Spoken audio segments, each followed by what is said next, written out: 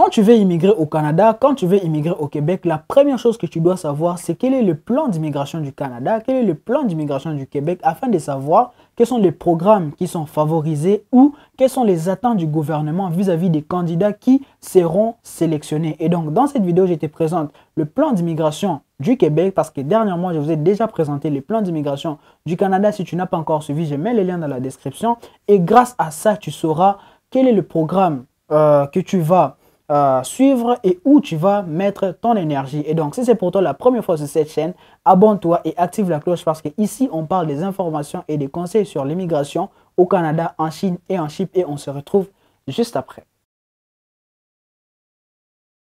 Bonjour à tous, j'espère que vous allez bien. Moi, ça va très bien. Comme je viens de vous le dire, aujourd'hui, on va parler du plan d'immigration du Québec. Si tu es intéressé par le Québec, la première chose que tu dois faire, c'est de savoir quel est le plan d'immigration du Québec. Et c'est de ça qu'on va parler dans cette vidéo.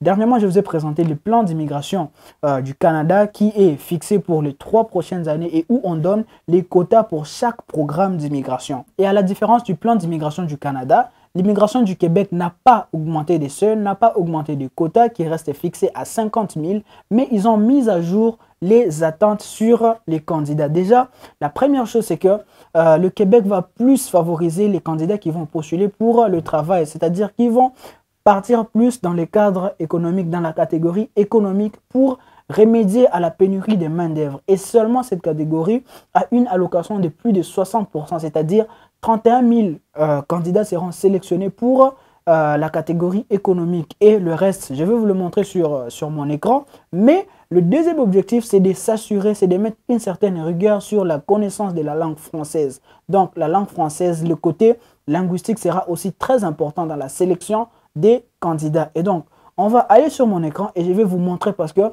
pour le Québec, on explique le pourquoi de chaque mise à jour. C'est ça que j'ai vraiment apprécié avec le Québec.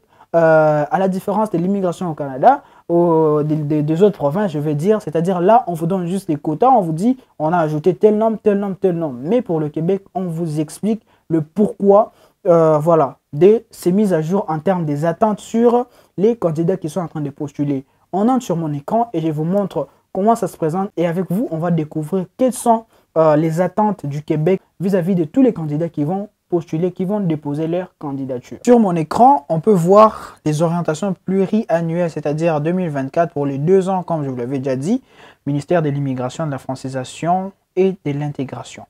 Donc, ce qui va nous intéresser ici plus, c'est les orientations, c'est-à-dire les justifications sur les mises à jour que le gouvernement du Québec a mis sur le plan d'immigration pour l'année 2024 et 2025. À la suite des auditions de la commission, relations avec citoyens, tout ça, le Conseil des ministres a adopté des orientations suivantes quant à l'immigration qui devait être accueillie au Québec pour les années 2024 et 2025. La première orientation, il y a quelques orientations qui m'ont personnellement plus intéressé. Bon, les autres, je pourrais mettre aussi les liens du document dans la description. Vous pouvez voir et lire plus en détail. Mais il y a quelques points qui m'ont personnellement attiré et où je pense ça va de pair avec les objectifs que se sont fixés le gouvernement du Québec, que vous savez déjà, c'est sur le plan linguistique et sur le plan économique afin de remédier, afin que l'immigration soit un levier dans le souci de remédier la pénurie des main-d'œuvre dans la région québécoise. Donc, la première orientation qui est le rehaussement de la part de l'immigration francophone. Donc ça, c'est plus linguistique. Tendre vers une sélection composée et entièrement des personnes immigrantes requérantes, principales connaissant le français. Augmenter sur la période la proportion des personnes adultes déclarant connaître encore une fois le français. Ça, c'est le premier point qui m'intéresse. Le deuxième point, mise en œuvre des francisations Québec et accroissement de la connaissance du français chez les personnes immigrantes. Encore une fois, le français. Le Québec va soutenir l'apprentissage du français chez les personnes immigrantes résidant déjà au Québec et accroître l'offre des services d'apprentissage du français pour les personnes immigrantes avant leur arrivée au Québec. Augmenter la connaissance du français chez les travailleuses et travailleurs étrangers temporaires. Augmenter la francisation en milieu de travail en collaboration avec les employeurs. Donc, l'autre point qui m'a intéressé, c'est le 4e point, qui est l'importance de l'immigration économique. Comme je viens de le dire, l'objectif, c'est que le gouvernement veut à ce que l'immigration soit un levier, soit aidé, soit quelque chose qui va aider dans le fait de remédier à la pénurie des main-d'œuvre. C'est-à-dire ici, l'immigration doit être aussi dans les cadres économiques. Le cinquième point, c'est plus pour les jeunes, pas trop intéressés.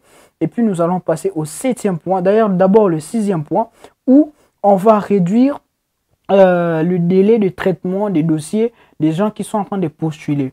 Et donc, il est écrit, veillez avec la collaboration du gouvernement fédéral à traiter les demandes des sélections et des résidences permanentes des travailleurs et travailleuses qualifiés dans un délai de 12 mois. Donc, désormais, le délai des traitements sera fixé à 12 mois. Et puis, le besoin du marché du travail. Voilà, il y a le besoin, la pénurie des main-d'œuvre. Favoriser l'intégration sur les marchés du travail des personnes issues de toutes les catégories d'immigration. Le huitième point aussi, c'est le point qui m'intéresse, c'est bonifier les actions visant la reconnaissance des personnes immigrantes afin qu'elles puissent s'intégrer rapidement au marché du travail québécois en occupant un emploi à la hauteur de leurs compétences. Vous comprenez ce qu'on veut dire ici, c'est-à-dire les gens avec des compétences, les gens avec de l'expérience, des travailleurs qualifiés. Aussi, il y a quelque chose qui est là pour vous, pour le Québec. Vous êtes recherché ici parce que, voilà, avec vous, avec votre expérience, avec vos compétences, ça sera plus facile d'atteindre les résultats pour le point 8, qui est le fait d'intégrer les employeurs, d'intégrer le corps personnel des entreprises dans le travail. C'est-à-dire quand vous venez avec vos expériences, avec vos compétences, ça sera plus facile pour vous, pour le gouvernement de vous intégrer dans le marché du travail. Parce que plus on intègre des gens facilement dans les travails, plus il y a le retour et plus ça joue dans les termes économiques. Et vous connaissez, l'économie fait partie des piliers de ces mises à jour pour les années 2024 et 2025. Le point 10, coordination gouvernementale des services d'accueil et intégration personnes immigrantes. Bon, ça m'intéresse pas trop. Engagement humanitaire, niveau d'immigration. À la partie niveau d'immigration, ici, encore, on vient de mentionner le fait que le Québec n'a pas, par contre, augmenté le quota de nombre de candidats qui seront sélectionnés. Ça reste à 50 000 pour 2024 et 50 000 pour 2025. C'est-à-dire, ils doivent atteindre une quantité de 100 000 candidats qui seront sélectionnés. Admettre en continu les personnes qui déposent une demande de résidence permanente à la suite de l'obtention d'un certificat de sélection du Québec dans le programme de l'expérience québécoise ou les diplômes du Québec. Donc, ici, il y a une petite explication sur, sur les orientations, sur, encore une fois, pourquoi ils ont choisi de telles orientations, de telles mises à jour. Mais ici, vous avez au moins un peu un point de vue sur quoi le Québec s'attend et à quoi le Québec s'attend aux candidats qui veulent immigrer au Canada, précisément au Québec. Donc, ces documents vont vraiment vous aider avant de commencer votre processus. Vous devez lire d'abord ces documents, voir tous les détails afin de savoir si vraiment vous faites partie de ce lot de gens qui sont recherchés. Voilà. Et si on doit voir directement maintenant la distribution des quotas, bien sûr que ça n'a pas changé.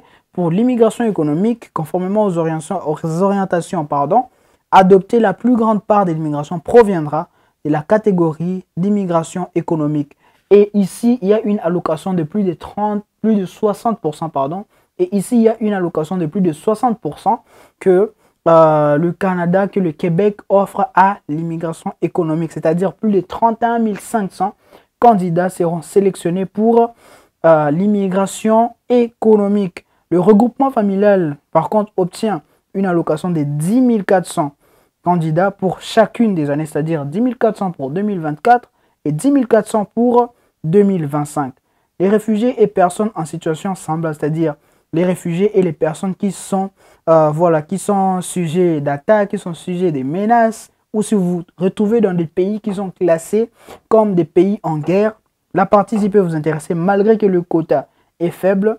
Et si on voit pour les réfugiés et les personnes en situation semblable, les niveaux d'admission seront de 7 200 par année, dont 3 150 pour les personnes réfugiées sélectionnées à l'étranger et 3 550 pour les personnes réfugiées reconnues sur place.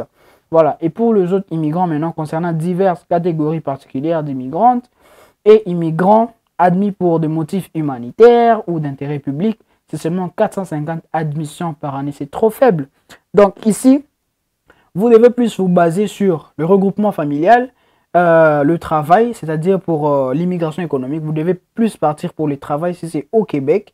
Et enfin, les réfugiés seulement si vous êtes dans des situations un peu plus compliquées ou dans des pays en guerre. Là, vous pouvez tenter votre chance sur le programme des réfugiés et des personnes semblables.